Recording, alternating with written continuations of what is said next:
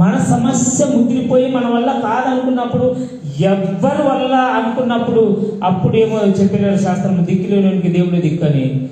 అన్ని మీరిపోయిన తర్వాత దేవుడి మీద భయపెడితే దేవుడు వింటాడా? ఏదైనా కానీ ఒకటి గుర్తుపెట్టుకోండి, ప్రతి విషయం కూడా చిన్నగా ఉన్నప్పుడే సరి చేసుకోవాలి.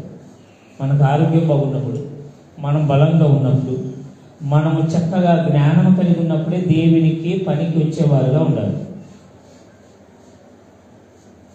మనకి పనికి రాక, మన కుటుంబానికి పనికి రాక, అంత అయిపోయిన తర్వాత కనుక దేవుని చేతులు పెడితే దేవుడు ఏం చేస్తలేము.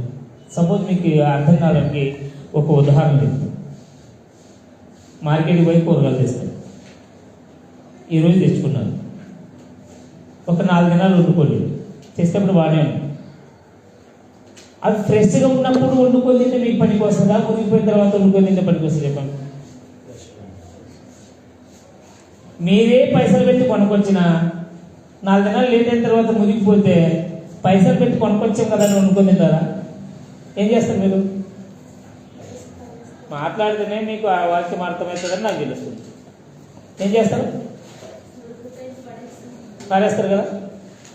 మరి మీరు పైసలు పెట్టేస్తారు కదా. దేవుడు కూడా తన స్వరక్తాన్నిచ్చి మనల్ని కొనుక్కున్న పనికి రాని వారుగా మురిగిపోయిన